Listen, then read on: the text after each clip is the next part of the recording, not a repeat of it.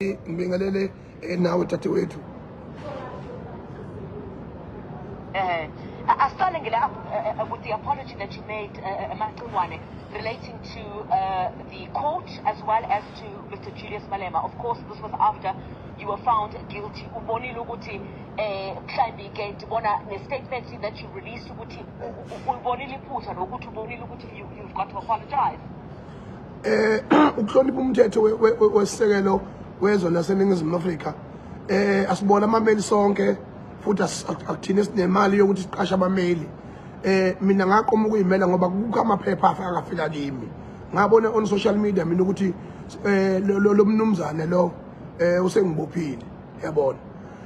Manje mayisengibophileke ngase ngihlonipha mina ukuya enkantolo ngomhla ka-19 kuMeyi elapho ke engafike khona thola ukuthi kune previous judgment ekhona and then ke basebesho show ukuthi mina ngithi ayingathathwa final ngaliphi konke lokho mina ngangakwazi ukukhuluma nje iqiniso ngangazi yonke le nto leyo mina ngoba kwayinhlamba lezo ayishow ukuthi mina ngimthuke ngazo kuyangimangaza mina umnumzana uMalema ukuthi usekubone nini lokho ngoba uyi role model yawo wonke umuntu okhuluma umathanda wakhe la eNingizimu Afrika kodwa yena akasahambi enkantolo kodwa ngoba washo vele ukuthi inkantolo igijima entendeni esandla sakhe sibonile nomngane wakhe omkhulu ophinda abe ummeli wakhe futhi eqokwa esikhundleni esikhulu sokuba yijaji ngeke sisho lutho ke uma kuyithuba lakhe lokuthi ajakaje emagcekeni aseNingizimu Afrika kodwa okubalekile kumina ukuthi ngihloniphe inkantolo ke yona ke ngizoyihlonipha ke ngize ngiyosithela ngoba iyona independent body okufanele ibe njalo uma kufanele ukuaphile kuyo-aphilo kodwa iqiniso sekuthenini mina into eyilandela umthetho kakhulu njengoba bekwenzeka kulesigaba lesi engibhekane naso bengakwazi konke lokho mina ngifocuse kumasheni ekuthenini ama-illegal immigrants aphuma kuphele kulelizwe okunye nokunye kusifica ngendlela.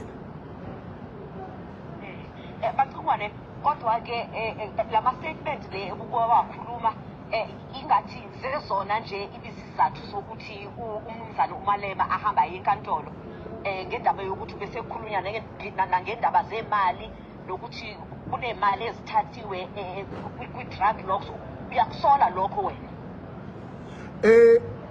Engingakusho ukuthi bengakafika esigabeni sokuthi kuyiwe criminal court engicabanga ukuthi esigabeni solokhu sokuthiwa uhudu lelo phansi isithunzi sakhe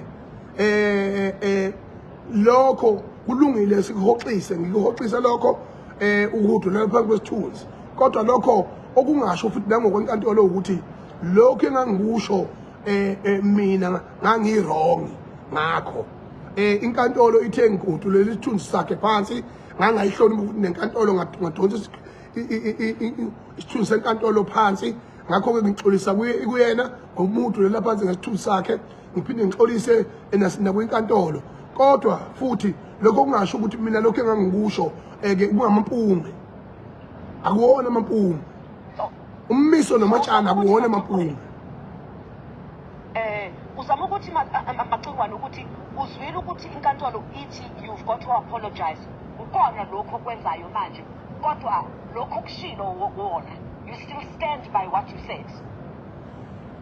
Okushiwe inkantolo ngiyaxolisa kukho nokuthi inkantolo ingiphoqelele ukuthi ngixolise kuyena ngiyakwenza lokho ngoba kufanele la inhloso enkulu la ukuthi disfocusa ukuthi ufocuswe lekuthiwa kuboshwe uhlana lasemaqhunini ungizwe uyekwe ubhekana nale mpi esibhekene nayo yabantu abagcwele ngokungemthetho kulelizwe abathathwa namazwe abo kumanje abenza ubugebengu usuku nosuku akhuthala amaphoyisa otholakala 1 billion worth of drugs lapha nokujaneni emngceleni izinto ezenziwe ama-ordinary citizen lawo afana nathi nophakela umthakathi noJacinta ke angena budget angena lokhunjana angenama resources kodwa thina njengamanje kunoma sesekwe sibonakala siphakamisa isystem yabantu abathize sefanele siyobhadleshela mina ngesingami angifuni uqama manga mina ngihlonipha umthetho waseNingizimu Afrika ngihlonipha nabantu esinabo ukuthi singahlukani kodwa ngesingami mina nginankinga mina nokuboshwa nanokufa and I remain that izolo namhlanje nakusasa futhi kodwa ke ngokuhlonipha inkantolo nomthetho kulungile ngiyahoxisa kodwa khona iyodibana isikhathi lokuNtombela naye lo kodwa ke kodwa Macingwane ke kodwa ke ingabe uyaxolisa for example ngokungazenzisi angikwazi ukuhlukanisa ukuzenzisa nongazenzisi ngoba umuntu umethu uyaxolisa awukwazi ukuyomgubha ngaphakathi ukuthi uyazenzisa noma akazenzisi ngokuqiniso lonke uma sengithe mina ngiyaxolisa akuthathwa lokho engikushilo mina kodwa kungabukakala ukuthi mina futhi ngidabukise mina ngize ngixhaza amafinyilaka ukuze kubonakala ukuthi hayi ngiyayisola sengishilo ukuthi hayi ngiyayisola ngiyaxolisa ngale warrant esizwe ukuthi ikhona manje mhlawumbe ke waxhumana nababeli bakho ibona ukuthi izosombululwa kanjani manje njengoba sowuxolisile manje abakulungisa abameli lokho ngoba abakhona abantu abazama ukuvolontiya ngoba mina ngingammeli mina ngiyimele mina ngoba ukhuluma nami ukhuluma nokugcina nje yabo ngiyimele mina kodwa kubalekile ukuthi uma kuukuthi lokho kuphoqa ukuthi ngigcine ngiyobhadla ejele anginayo inkinga yalokho ngoba iplan yabo sebeshilo ukuthi iplan yokuthi mina ngifike ngibulawele khona ejele bazoqoleka imali ibukuwo lamazwe ngaphandle qhubeka thina simashe silulwele izwe lobaba omkhulu bethu ngoba lona solulwela khona peaceful futhi ayikho nento ezokwenzeka ngisho la ngomhla ka30 ngeke kufe ngisho iglass uNkulunkulu nobaba omkhulu bethu bavukile emalibeni nabaholi balelizwe bazokwenza isiqiniseko sokuthi yonke into siyenza ngokomthetho sisekelo wezwe laseNingizimu Afrika asihlehle mangiyobe ngiyiphakathi ngifile my spirit will rise again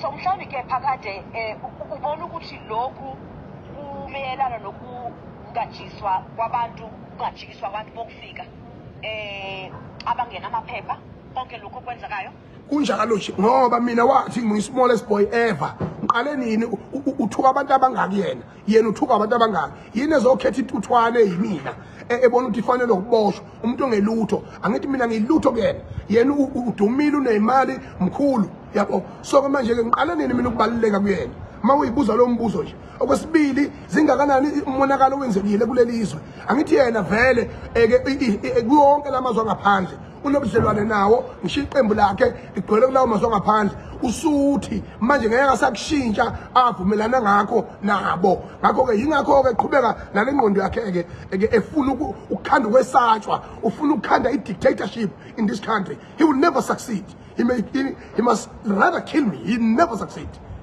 we are here now manje ke thina ngeke sifuna ukudisfocuswa uye lo ukusithi phakade ukuthi liyaqhubeka ke imashi nge-30 kaJune nimile nje ayikho into ezodifocasa lapho usushilo nje ukuthi ubona ukuthi lezi zathu ezithathiwe manje mhlawumbe zizozama ukunidirayila ngesingisi ukuthi mhlawumbe imashi ingaqhubeki besike sezwa futhi kwi-minister in the presidency esithi akuna-shutdown ezoba khona nge-30 kaJune la eSouth Africa kodwa imashi le lethi iyaqhubeka ngizwile futhi nokuthi mhlawumbe kusasa eBinoni kusasa okanye ngoMvulo ikhona imashi ezoba khona eBinoni and sekunamalungiselelo kwabantu abafana nani nje ukuthi iqhubeke leyo mashi leyo noma kanjani sobe sikhona eBinoni ke siyovala thaqa ngokuthula noxolo wena wabona abalandeli beKaizer Chiefs ukuthi abafana bokuthula noxolo kunjalo futhi ngeke sisivume ukuthi sidifocus ngoba ama achievement achievwe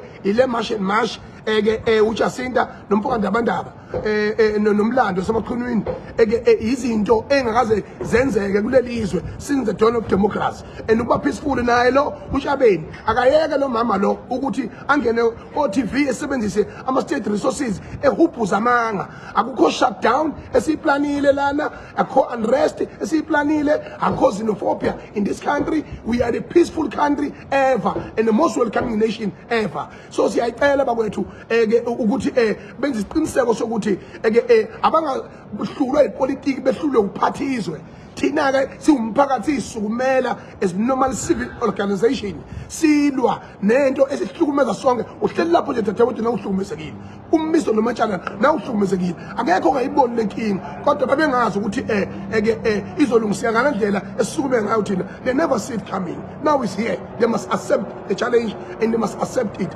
non-politically, non-violently and peacefully. Ezomasha iviki neviki kuwo wonke amadolobha aseningizimu Afrika nakuwo wonke amadolobha sithi ukusukuma wonke umuntu koLimpopo koPolokwane koNorth West Cape Town yonke indawo akukho la singezuya khona. Siyacela ukuthi iningizimu Afrika ibambele yona ukolopha izwe layo ngokomthetho. Sicela nezigebengu njengoba bese besiqhatha nabantu baseLesotho bengiyolamula impi lapha uqanjwa manga abantu abayizigebengu beqamba manga bethi abantu abakhuluma isisuthu bazoba itarget njengoba kumashwa. Ayikho into enjengaleyo. Uma iculo lesizwe laseningizimu Afrika linolimi lwesisuthu ethi burena buruka ekhombisa ukuthi as a part of the official languages yalelizwe and 70% abantu abahlala eSoweto abesuthu. Ayikho ke indlela yokuthi thina singaba neviolence, thina singaxosha abantu ekulelizwe abakhuluma ulimi lwesisuthu noma lwesipedi. Amanga lawo yingoba baplane bona labo sopolitiki ukukhoza idivision amongst us and because iviolence bese beyithatha beyiname kakuthina. Ngeke kuze kwenzeke umdali wezulu nomhlaba namathongo babamkhulu bethu angeke avumele leyo nto. Kodwa usakhumbula nje phakade ukuthi ke wabizwe enkantolo ngicabanga ukuthi kwakungo-1 for elagama elithi asikhale. Yeah. Uyakhumbula ke? Siyakhala namanje siyakhala manje.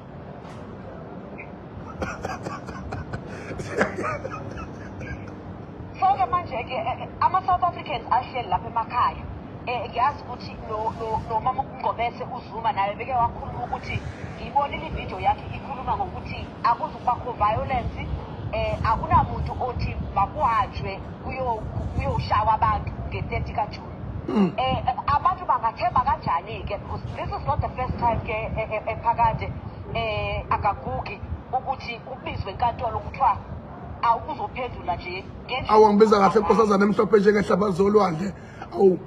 Wena ogeza ngenta mina ngiyaphuza ngezansi awuphakade kagugi akanjengamakhosi asendulo. Ngaqinisekisa dadewethu kulokho ukuthi nakanjani kwakuyi different matter leyo sasilwela ukuthi an 8-year-old man isikhathi sokuphuma ejele noma kuthiwa wonene emhlabeni. Kodwa i-freedom fighter ayikwazi ukuthi ngaboshwa. Sasilwela lokho thina futhi nakhona sakulwela peacefully. Akekho umuntu wathuma abantu ukuthi bawuthola amafriji ey'tolo. So ke manje ke uhulumeni naye ke uyazi ukuthi lokho kwadalwa yini. Yingakho inkantolo yangithola kungenaqala mina kulokho. Mina ngathi ayikhale ingane kaZuma ubaba uboshiwe. Ngizasukuma ke zakhala ngempela isililo sezwakala eNingizimu Afrika. Ubaba wagcina iphumile ejele. Namanje ke ngisho njalo sithi abantu bokufika abangekho emthethweni abasenzele nje uxolo behambe kusemanje ngoba mina ngiyaqala abantu abalenyanya kangaka izwe labo abalenyanya kangaka vele kulamazwe lawa ngendlela udoti ngawo lamazwe uhlupheka ngisho isigwili kulawa mazwe amalunda khona ayahlupheka. Ngakho ke lejo nezinyosi elabantwana bethu nezizukulwane zethu abakwazi ukusuka lebezosonela lelizwe leli benza ubugebengu kulelizwe bebulala abantu bengatholakala. Uphi uDJ Warasi, uphi Lucky Dube 2006 ebulawa yibo laba abantu bokufika abangenamaphepha. Manje ke izinto ezibambekayo kulelizwe ngisho umongameli imali abayifuye lapha kuye intshontsho abantu bangaphandle abangenamaphepha ayifuye lapha emzini wakhe amadola.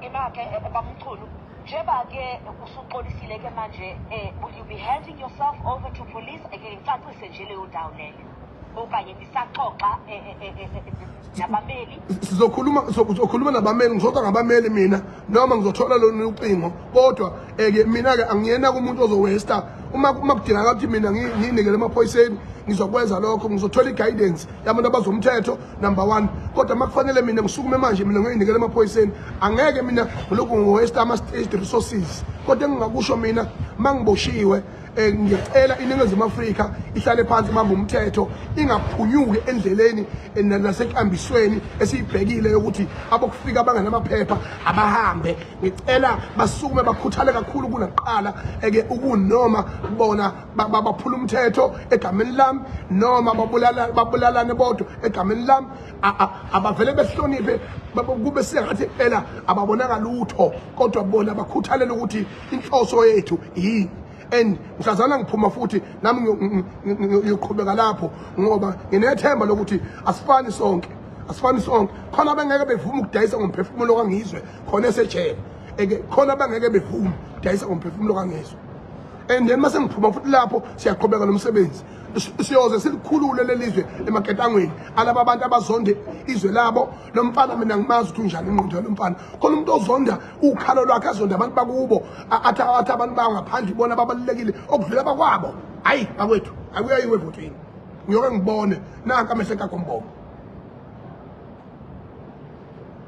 Mlando siyabulela kakhulu ngesikhathi sakho la ku-SABC News siyabulela. Ngiyabonga kakhulu unkosazana uNkulunkulu angigcine lapha ekhaya lami elikhulu kwa-SABC ila engafunda khona ukuba umuntu nani niqhubeke nibambe nihloniphe inhlangano yase-SABC eNingizimu Afrika. I love you. Siyabonga kakhulu Phakathi. Thank you very much indeed to the social activists as well as media